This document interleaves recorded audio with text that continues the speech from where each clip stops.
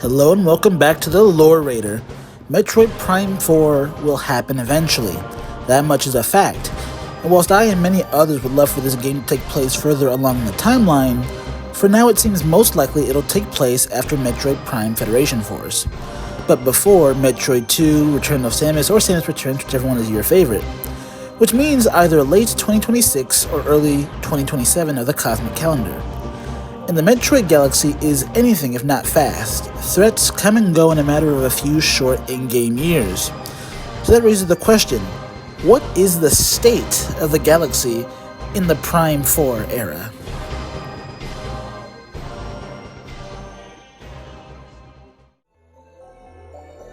Starting with a look at the major players by this point in the timeline, in a period of time we like to call the Phazon Crisis, the galaxy saw four major galactic players: the Galactic Federation and the Space Pirates, Dark Samus' control over Phazon, and of course the Kraken Empire.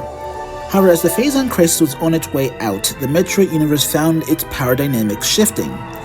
Dark Samus, along with Planet Phase, were destroyed, and with them, so too did Phazon disappear from the galactic stage. With Dark Samus dead and gone, her control over the Space Pirates lifted, but the major losses they took fighting in her doomed war, along with the loss of their super weapon, the Doomseye, has left the Space Pirates not as a major player, but as a husk of its former self, driven back to only one planet, Zebes. In the Prime 4 era galaxy, only the Galactic Federation and the Kraken Empire made it through better off. Thanks to the PE2 project, the Federation started learning how to control bioweapons relatively comfortably. Meanwhile, the creation of the Federation Force was a massive success, given they cleared the entire Bermuda system of pirate control. Perhaps their biggest win was gaining valuable new member states like Elysia and even Aether into their fold, and even managing to occupy former pirate homeworld Urtrigus. The Kraken Empire, meanwhile, managed to ride this part of the timeline relatively unscathed.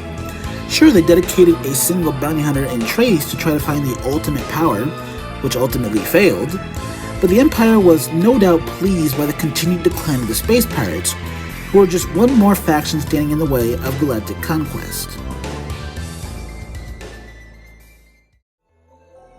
Here on the Lore Raider, we credit Silex for being a smart man, who will likely use this period in history to make his move. The Federation is fat and happy off the victory in Prime 3 and Federation Force, and this is a period in time where other threats are waiting in the wings, and just not involved yet. Corporate interests like the Dominion haven't even gotten notice of Samus' exploits yet, and were still content to profit off of the wars they created. And for other companies like Excellion Star Corporation, well, the Emmy were still over a decade away from completion by this point. Meanwhile, Ravenbeak was still tied up on ZDR, desperately trying to contain the X-Parasite threat. By this point in the timeline, he would have probably successfully done so, as mere months later he would successfully kidnap Kraid and possibly Dragon during the events of Super Metroid. Finally, the titular Metroids. Well, they were certainly a hot commodity. You see, every Phazon-tainted Metroid died when the Phazon was destroyed, meaning at this point the only Metroids in existence were on SR-388, as well as one singular specimen in Silex's possession. As we said before, Metroid Prime 4 is taking place at a time where many prominent galactic players aren't on the board yet. But that leads us to our final section.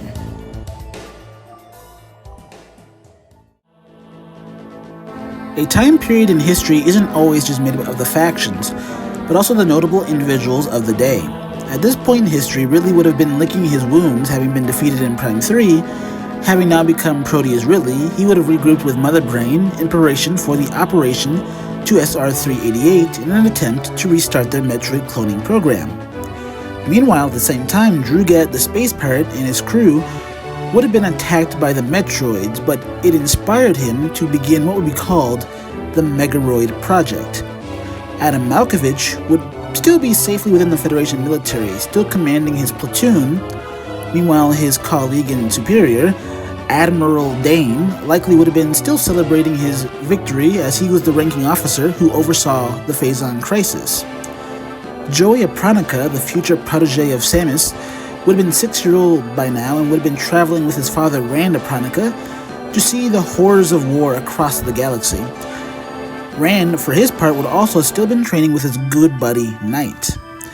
Samus Aran herself at this time would probably have recovered from whatever injury she sustained when she was mind-controlled by the pirates and made to fight the Federation Force. Knowing Samus, she has moved on from her grieving the deaths of her fellow hunters at the end of Prime 3, and would be wandering the galaxy, taking missions before she would be contracted inevitably to exterminate the Metroids in Metroid 2.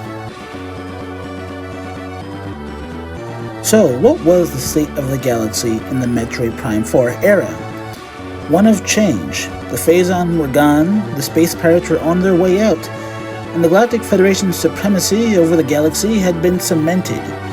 Major players hadn't entered the field, and the time was ripe for a certain bounty hunter to make his mark on galactic history. As always, be safe, be wise, and please pray for a true peace in space.